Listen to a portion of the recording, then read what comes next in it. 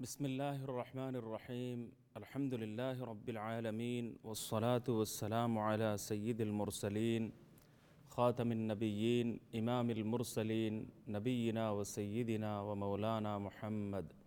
صلى الله تعالى عليه وعلى آله وأصحابه وبارك وسلم تسليما. رب زدني علما، رب اشرح لي صدري ويسر لي أمري واحلل عقدة من لساني يفقه قولي. رب يسر ولا تعسر وتمم بالخير وبك نستعين. قال الله سبحانه وتعالى: وإذا سألك عبادي عني فإني قريب أجيب دعوة الداعي إذا دعان فليستجيبوا لي وليؤمنوا بي لعلهم يرشدون. صدق الله مولانا العظيم وصدق رسوله النبي الكريم ونحن على ذلك لمن الشاهدين والحمد لله رب العالمين وبعد. محترم ناظرین، السلام علیکم ورحمۃ اللہ وبرکاتہ۔ پروگرام آپ کے مسائل میں محمد عبد المنتقم آپ کو دل کی گہرائیوں سے خوش آمدید کہتا ہوں، اور اللہ تعالیٰ کی بارگاہ میں پروگرام کے شروع ہی میں دعا گو ہوں کہ اللہ تعالیٰ اس پروگرام کو محض اپنے فضل کرم سے شرف قبول عطا فرمائے،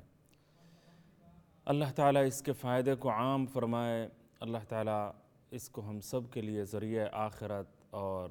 سبب نجات بنا دے، اللہم آمین یا ارحم الراحمین یا رب العالمین۔ محترم ناظرین، پروگرام آپ کے مسائل ماشاءاللہ آپ کے سوالات پر مشتمل ہے۔ اس میں آپ اپنی کالیں کر سکتے ہیں، اپنے اہم مسائل پوچھ سکتے ہیں، اور بہتر یہ ہے کہ مختلف موضوعات پر بحث ہو اور آپ کی طرف سے مختلف حوالوں سے مختلف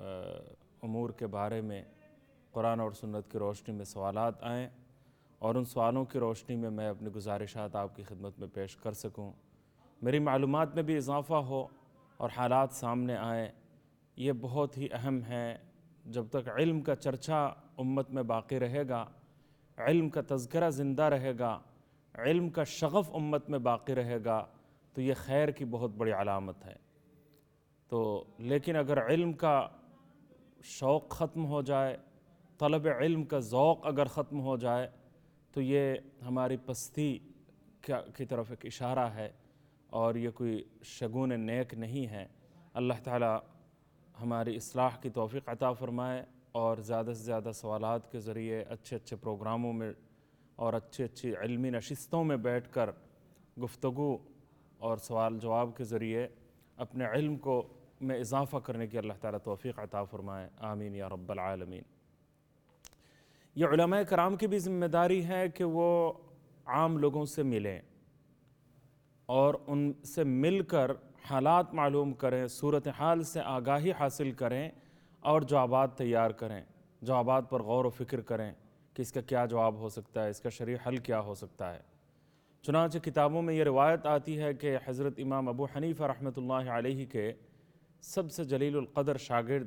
امام محمد رحمۃ اللہ علیہ، جو برابر درجے کے مجتہدین مطلق میں سے تھے، امام شافعی کے استاذ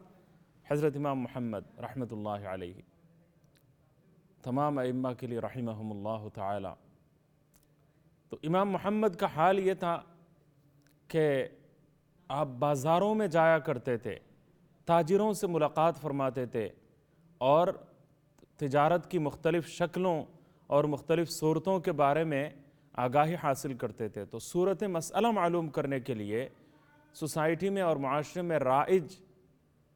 حالات معلوم کرنے کے لیے جو تجارت کی مختلف شکلیں، کاروبار کی مختلف صورتیں رائج ہیں، جاری ہیں، تو ان کے بارے میں پوری آگاہی اور اطلاع حاصل کرنے کی غرض سے آپ تاجروں سے ملنے جایا کرتے تھے۔ پھر پوری رات جاگ جاگ کر ان مسائل کا حل وہ ڈھونڈتے تھے۔ تو کسی نے پوچھا تھا کہ آپ راتوں کو سوتے کیوں نہیں ہیں، نیند کیوں نہیں کرتے؟ فرمایا کہ اگر یہ ہم نے آرام کی نیند سو جائے تو امت جو ہے آرام کی نیند نہیں سو سکتی، اس کے اندر پریشانی پیدا ہو جائے گی، لڑائیاں ہوں گی، جھگڑے ہوں گے، اور کسی مسئلے کا مناسب اور صحیح حل جو ہے امت کے پاس نہیں ہوگا۔ اور شرعی حل کے نہ ہونے کی وجہ سے وہ آپس میں لڑیں گے، اختلافات کریں گے، اور ان کے وہ آرام کی نیند نہیں سو سکتے، وہ چین کی نیند نہیں سو سکتے۔ تو ان کو چین کی نیند سلانے کے لیے ہم اپنی نیندوں کو حرام کر ڈالتے ہیں، اور نیندوں کی قربانی دے کر ہم ان مسائل اور مشکلات کا اجتہاد ہم کرتے ہیں۔ سبحان اللہ، اللہ اکبر۔ ایک مرتبہ امام محمد رحمۃ اللہ علیہ کی خدمت میں ان کے شاگرد امام شافعی رحمۃ اللہ علیہ آئے۔ تو امام شافعی رحمۃ اللہ علیہ مذہب کے امام تھے، اگرچہ امام محمد رحمۃ اللہ علیہ کے شاگرد تھے، لیکن مذہب کے امام تھے، اس لیے امام محمد رحمۃ اللہ علیہ کی صاحبزادی کو کافی جستجو ہوئی، طلب ہوئی، اور خیال یہ آیا کہ مذہب کے امام ہے اور امام شافعی جیسی شخصیت کی آمد ہمارے گھر پر ہوئی ہے، تو دیکھتی ہوں کہ آج وہ کیا عبادات بجا لاتے ہیں، کیا اعمال بجا لاتے ہیں، اور کس طرح پوری رات شاید جاگ کر عبادت کرتے ہوں گے، اور کیا کچھ کرتے ہوں گے، ان کے معمولات کا ذرا میں پتہ کرتی ہوں۔ لیکن امام محمد رحمۃ اللہ علیہ کے گھر پر جب تشریف لائے، رات شام کا کھانا کھایا، تو کھانے کے بارے میں بھی وہ کس طرح کھانا کھاتے ہیں، کتنا کھانا لیتے ہیں، یہ ساری چیزیں معلوم کرنے کی جستجو، خواہش امام محمد رحمۃ اللہ علیہ کی صاحبزادی کے دل میں بھی پیدا ہوئی۔ چنانچہ سب سے پہلے اول مرحلے ہی میں امام محمد رحمۃ اللہ علیہ کی صاحبزادی کے ذہن میں ایک سوال پیدا ہو گیا کہ یہ امام شافعی صاحب آئے ہیں، اللہ والے ہوں گے، زہد و تقویٰ ہوگا، اور زیادہ کھانا نہیں کھاتے ہوں گے، بس برائے نام بقدر ضرورت کھانا لے لیتے ہوں گے، زیادہ کھانا، بسیار خوری، یہ تو اہل علم کا شیوا نہیں ہوتا، یہ اللہ والوں کی عادت نہیں ہوتی۔ تو جب یہ بات سامنے آئی تو پتہ چلا کہ کھانا جو ہے وہ معمول سے زیادہ انہوں نے کھایا، اور کافی زیادہ کھانا اس دن کھایا۔ تو اس کی وجہ سے دل میں ایک سوال پیدا ہوا کہ کھانا ایک عام مسلمان کو جتنا کھانا چاہیے، بنسبت اس سے انہوں نے کچھ زیادہ ہی کھایا آج۔ اس کے بعد وہ تہجد کے لیے پانی گرم کر کے، تہجد کے لیے جب اٹھنا ہوگا تو گرم پانی کی ضرورت ہوگی، تو گرم پانی کر کے انہوں نے رکھ دیا امام محمد رحمۃ اللہ علیہ کی صاحبزادی نے امام شافعی کے لیے۔ لیکن اندازہ ہوا کہ رات کو وہ جاگے نہیں، اور عبادت کے لیے اپنے آپ کو فارغ نہیں کیا۔ فجر کے وقت دیکھا کہ پانی تو جوں کا توں پڑا ہوا ہے، اور پانی استعمال ہی نہیں ہوا، وہ سوتے رہے۔ تو بالآخر جو ہے وہ ساری جو توقعات تھی امام محمد رحمۃ اللہ علیہ کی صاحبزادی کو کہ امام شافعی جیسے مذہب کے امام اور عظیم ہستی ہمارے گھر پر تشریف لائے ہوئے ہیں، رات ان کی کیسی گزری ہوگی، عبادات وہ کس طرح جو انجام دیتے ہیں، کرتے رہتے ہیں، پتہ تو چلا کہ کھانا بھی زیادہ کھایا اور عبادتیں بھی رات کو نہیں کیں، رات کو جاگ کر زیادہ عبادتیں بھی نہیں کیں۔ تو یہ کیا قصہ ہے؟ بالآخر انہوں نے ذکر بھی کر دیا اپنے والد سے کہ امام شافعی جیسی شخصیت ہمارے گھر پر تشریف لائے، تو وہ مذہب کے امام ہیں اور عظیم ہستی ہیں، زبردست شخصیت ہیں، مذہب کے امام ہیں، ان کی عبادتیں کیسی ہوں گی، اور ان کے اعمال کیسے ہوں گے، اور ان کا راتوں کا جاگنا کیسا ہوگا۔ اس سلسلے میں میرے دل میں جستجو تھی، لیکن میرا جو اندازہ تھا اس کے برعکس جو ہے، نسبتاً ان کا کھانا بھی مقدار کے اعتبار سے زیادہ تھا، اور رات بھر وہ سوتے رہے اور فجر کے وقت جاگے۔ تو یہ ایک ذہن میں سوال ہے کہ یہ ایسا کیوں ہے؟ آپ اس سے اندازہ لگائیے کہ اس زمانے میں کسی عالم دین اور مذہب کے امام کے بارے میں گھر میں بسنے والی جو خواتین ہیں، ان کی بھی کتنی توقعات وابستہ تھیں، ان کا بھی کتنا اچھا اندازہ تھا اور کتنا گمان تھا، اور اس گمان کے مطابق وہ علماء کس طرح اترتے تھے۔ اس سلسلے میں ہمارے لیے سبق آموز باتیں موجود ہیں۔ تو یہاں یہ بات بھی ذہن میں رکھیے کہ یہ امام محمد رحمۃ اللہ علیہ کی صاحبزادی کے دل میں یہ سوالات پیدا ہوئے۔ ہم اگر مہمان سے پوچھ لیں تو مہمان بھی برا منائے، لیکن یہاں مہمان بھی برا نہیں منا رہے، کیونکہ ان کے بارے میں ایسا سوال پیدا ہونا یہ ایک فطری امر ہے۔ امام شافعی رحمۃ اللہ علیہ کو بھی اس کی توقع تھی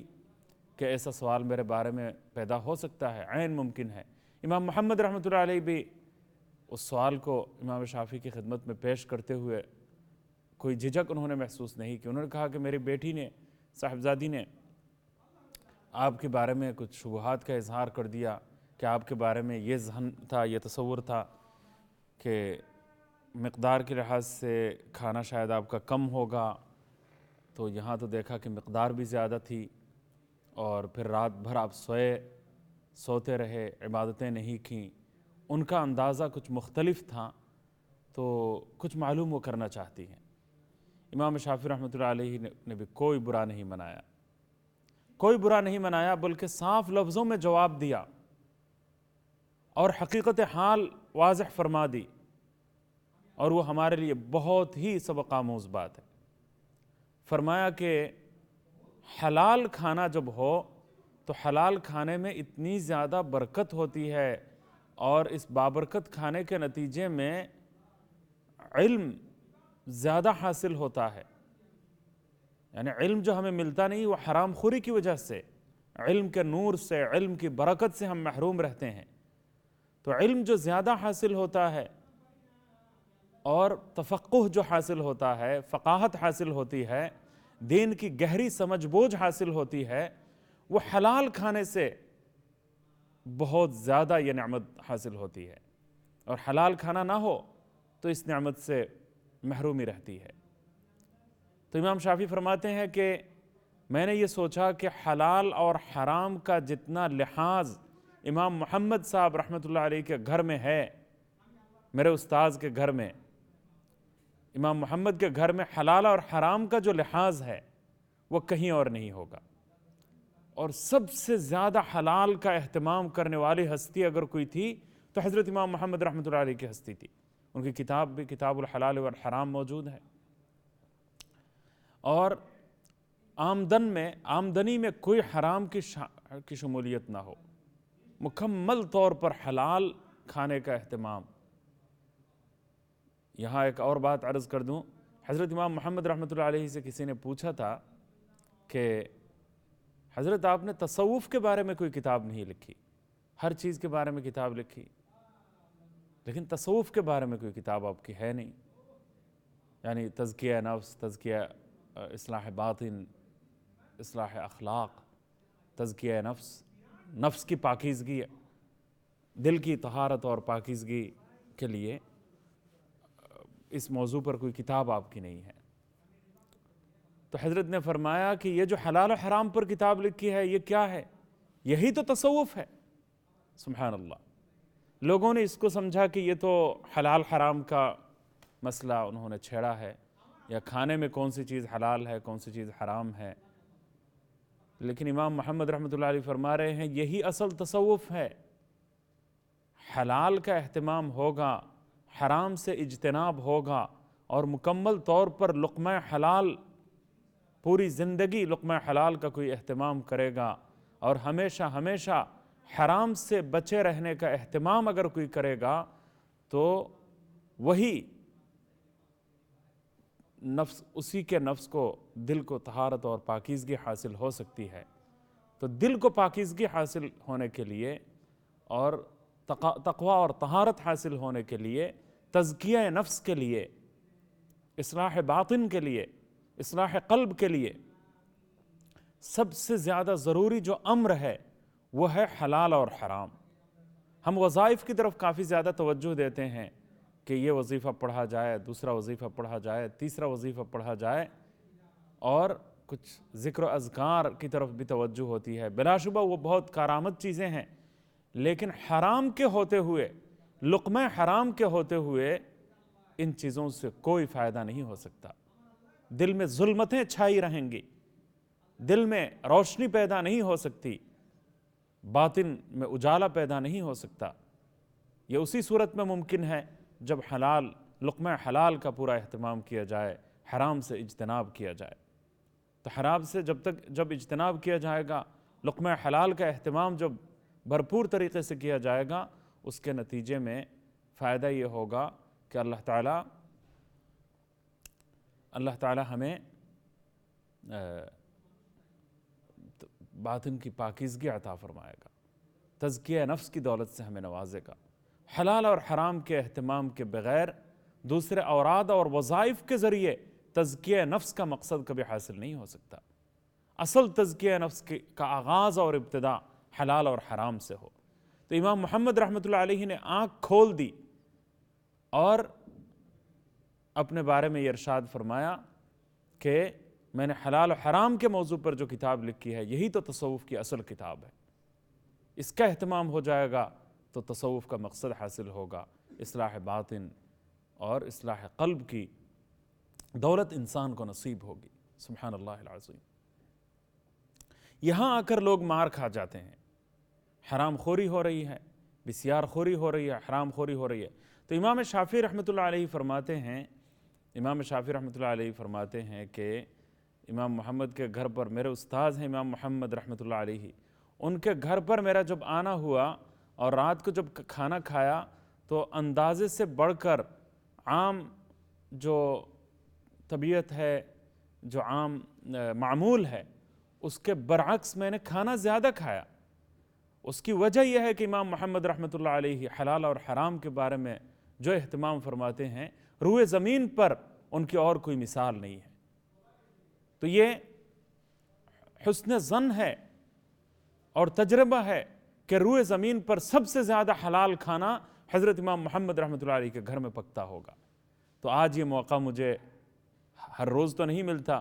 آج جب یہ زندگی میں بہترین نادر موقع مجھے ملا ہے کہ روئے زمین پر سب سے زیادہ حلال، سب سے زیادہ پاکیزہ اور حرام سے، شبہات سے بچتے ہوئے مکمل حلال کھانا، سب سے زیادہ حلال کھانا جن کے گھر پر موجود ہے، وہ کھانا آج مل گیا ہے مجھے۔ تو میں نے یہ سوچا کہ آج اپنے معمول سے ہٹ کر میں آج زیادہ کھاؤں گا، کیونکہ حلال کھانے کی برکت حاصل کرنے کا موقع مجھے اور کبھی نہیں ملے گا۔ تہجد پڑھنے کا موقع اور مل جائے گا اور دوسری عبادتوں کا موقع اور مل جائے گا، لیکن اتنا زیادہ حلال کھانے کی جو برکت ہے وہ برکت مجھے کسی اور موقع پر حاصل نہیں ہو سکتی۔ اس حلال کی برکت میں آج جی بھر کر لوٹ لوں اور اس کے فائدے میں حاصل کر لوں، تاکہ اس حلال کی برکت، حلال کی انرجی کے نتیجے میں کچھ برکتیں میرے اندر بھی منتقل ہو جائیں اور علم کی دولت مجھے اور زیادہ حاصل ہوگی اس حلال کی برکت سے۔ چنانچہ فرمایا کہ میں نے معمول سے بڑھ کر آج زیادہ کھانا اس لیے کھایا، میں ویسے اتنا زیادہ نہیں کھاتا، لیکن آج میں نے مقدار کے اعتبار سے زیادہ کھانا کھایا۔ اس کی وجہ یہ ہے کہ اتنا زیادہ حلال اور کہیں نہیں مجھے مل سکتا، اور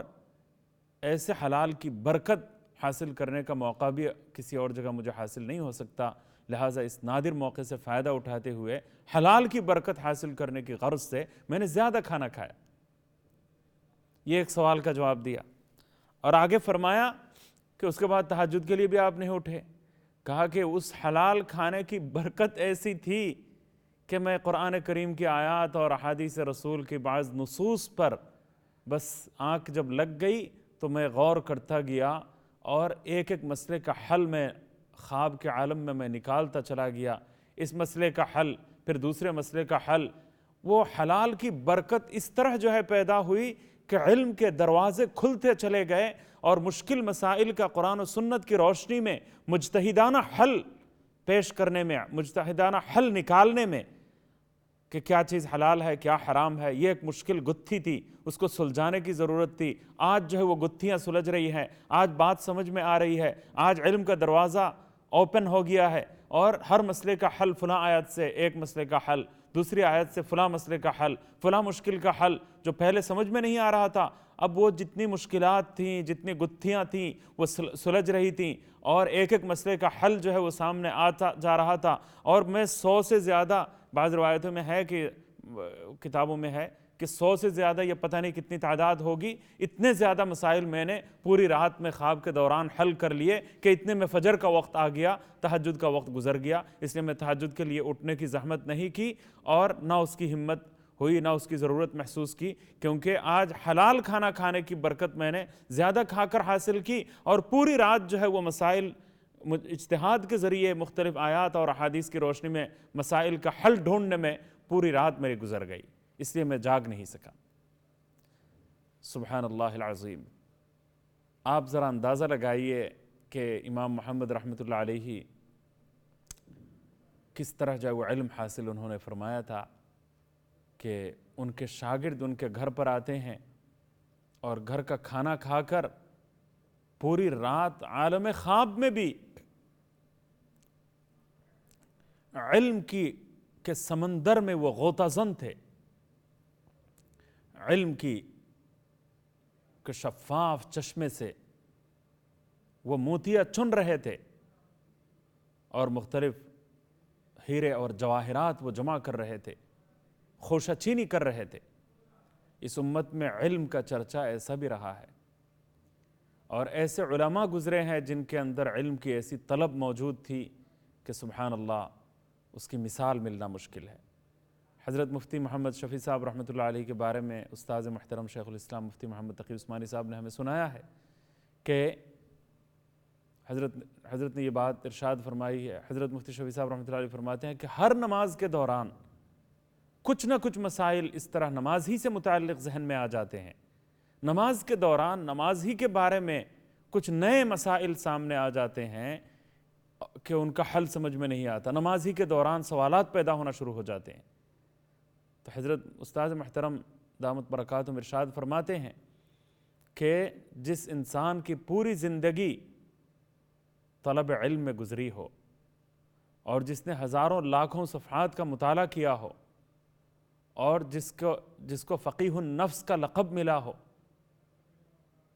اور جس نے یقیناً نمازوں کے بارے میں بھی ہزاروں لاکھوں مسائل جس کو یاد ہو، اس کے ذہن میں نئے نئے سوالات پیدا ہوتے ہیں، اس کے ذہن میں نماز ہی سے متعلق نئے نئے مسائل اس کے ذہن میں جنم لیتے ہیں۔ اور حضرت مفتی شفیع صاحب رحمۃ اللہ علیہ فرماتے تھے کہ سمجھ میں نہیں آتا تھا، کہ حل بھی سمجھ میں نہیں آتا تھا، پھر بعد میں ان پر غور کرنے، ان کے بارے میں سوچنے اور ان کا حل ڈھونڈنے کی طرف متوجہ ہونے کی ضرورت پیش آتی تھی، اور ہر نماز میں نمازی کے بارے میں کچھ نئے پہلو سامنے آتے ہیں اور ان پر غور کرنے کی نوبت آتی ہے۔ یہ کیفیت تھی، یہ حالات تھے۔ اور حضرت مفتی شفیع صاحب رحمۃ اللہ علیہ فرماتے ہیں لوگوں کو دیکھتا ہوں بڑے اطمینان کے ساتھ نمازیں پڑھ کر جا رہے ہوتے ہیں، کسی کے ذہن میں کوئی سوال ہی نہیں پیدا ہوتا، نمازیں پڑھی جا رہی ہیں لیکن خود نماز کے بارے میں بے شمار پہلو ایسے ہیں کہ جو ذہن میں سوال کے طور پر وہ پیدا ہو سکتے ہیں، لیکن سوال ہی نہیں پیدا ہوتے ان کے ذہن میں، کوئی نیا سوال جنب نہیں لیتا، کوئی اعتراض ذہن میں نہیں آتا، کوئی اشکال سامنے نہیں آتا، اور اطمینان کے ساتھ نماز پڑھنے آتے ہیں اور پڑھ کر چلے بھی جاتے ہیں، لیکن کوئی سوال ان کے ذہن میں پیدا نہیں ہوتا۔ اور میں ہوں کہ ہر نماز میں سوال ہی سوال جنم لیتے ہیں، نئے سوالات وجود میں آتے ہیں، ذہن میں آتے ہیں، لیکن عجیب بات یہ ہے کہ لوگ بڑی بے اطمینانی سے، یعنی اطمینان اور سکون کے ساتھ نماز پڑھ کے جا رہے ہیں۔ مجھے تو کافی حیرت ہوتی ہے لوگوں کے اس انداز پر۔ تو یہاں ہمارا حال اس سے مختلف کیا بلکہ اس سے اور ابتر ہے۔ آج ذرا اندازہ لگائیے، اتنے سال سے نماز پڑھتے جا رہے ہیں، لیکن کتنے لوگوں کے ذہن میں روزانہ نماز ہی سے متعلق سوالات جنم لیتے ہیں، سوالات پیدا ہی نہیں ہو رہے۔ اسی لیے تو آپ کی طرف سے کوئی سوال الا ماشاءاللہ کم ہی سوالات جو ہے وہ جو آپ لوگ کرتے ہیں نماز کے بارے میں۔ اگر وظیفے کا پروگرام الگ سے شروع کر دیا جائے تو ماشاءاللہ ہر کوئی سوال ضرور کرے گا، تو میں اس کا برا نہیں مناتا۔ چلیے اللہ کا نام لینے کی خاطر صرف یعنی اپنی دنیاوی مشکلات تو یاد ہیں، لیکن نمازوں اور عبادات کے بارے میں بس خانہ پوری سے ہم کام لیتے ہیں، بس گزارا کر لیا، ایک ذمہ داری تھی، ایک بوجھ تھا جس کو اتار دیا۔ وہ نماز تھی، ایک بوجھ، نماز کو بوجھ محسوس کرتے ہیں اور وہ بوجھ سر کے اوپر سے اتار دیا، بس اس کے بعد معاملہ ختم۔ اور